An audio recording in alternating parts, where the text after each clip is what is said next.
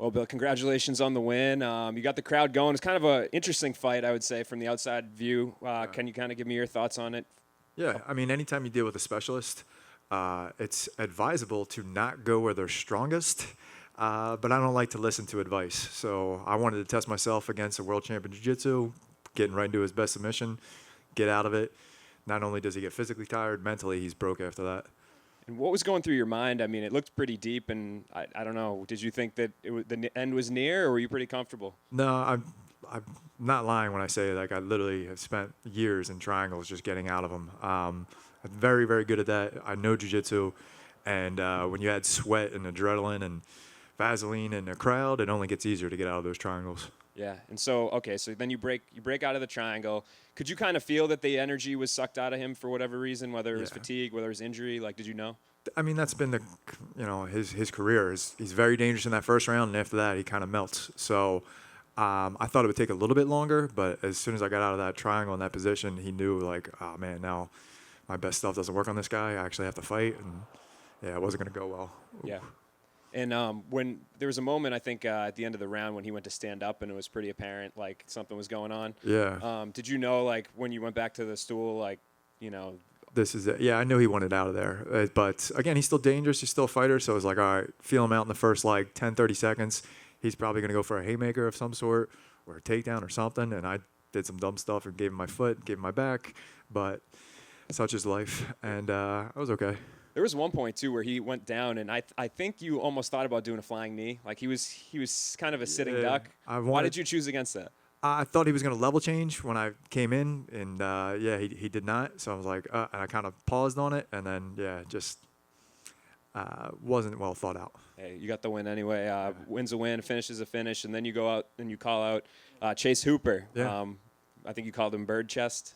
Yeah, I mean, as a fellow bird chest haver, I'd recognize one, and it's fair to say you can call out another bird chest when you have one. So I think it'll be a fun fight. He's a jiu-jitsu guy, not much stand-up, okay wrestling, I'd say. I tend to beat jiu-jitsu guys up pretty well, so it's a good call out. Yeah, you were supposed to have the Battle of the Bills. Now you're going to have the Battle of the Bird Chests. Yeah. Is there something matchup-wise that you like about it, too? Is it just... No, he's got a name. You guys know who he is. That's more than enough. Yeah. And then the Billy Quarantillo fight, maybe down the line? Yeah, I mean, that's a fight where give that on, like, a fight night when it's a bunch of, like, newcomers or something. Because that's got Fight of the Night written all over it. So I really would like to have that, when there's not a bunch of killers on the card, and improve both our chances of getting Fight of the Night. That'd be nice. And I know he was kind of banged up from this one. You, though? Or do you feel pretty fresh? You could get back in there by the end of the year? Yeah, I'm fine. Like I said, I want to get in there like September, October, right before those kids do. So, because I'm going to be taking time off after that, obviously. Great. Thanks, man. Congrats. Thank you. Hey, Bill, right here. Jim Grease, MMA Weekly. I don't stop and watch know, that. Yeah, it's a good fight. These guys are going at it. How's it feel to get 2 in a row? You were going kind of win-loss. Yeah. 2 in a row. I mean, really, like, even the losses I've had, like, they really didn't bring my stock down too much. They were pretty close fights, so it sucks not getting the money and improving my record. But for me, ultimately, it's about how I see myself at the end of the day, and I feel like I'm improving, and getting better, and I'm surrounded by the right people and doing the right things. So that's what makes me happy. Where do you feel like you've been improving the most? My wrestling. Thanks, Marcus. Yeah, but overall, just my overall MMA game. I used to just be kind of compartmentalizing. Okay, just jiu-jitsu. Okay, just striking. And now I'm finally blending it all together and actually being a UFC fighter. And with a kid on the way, being a dad, I mean, what does that change? How does that change your outlook on fighting, on life, on everything? Get my sleep in now, as far as I can tell. I won't know until we get there, really. But yeah, it's added motivation to make a little bit more money. That's for sure. But I mean, there's always motivation for that. But I'm just happy. I'm just growing up and ready to start a family, and I'm ready to set that part of my journey. And last one for me, for you, you're an individual athlete on the marketing side, make money as much as you can, to be on ABC.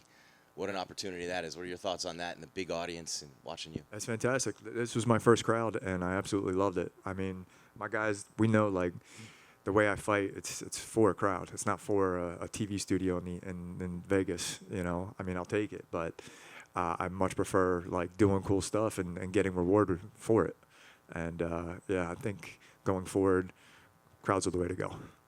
Thank you. Congrats. Thank you. Hey, Bill, Mike 77 WABC. Congrats on the win. You said, it sucked not getting the money, losing a few in a row. Now that you get the money, do you buy yourself something nice little reward for the win?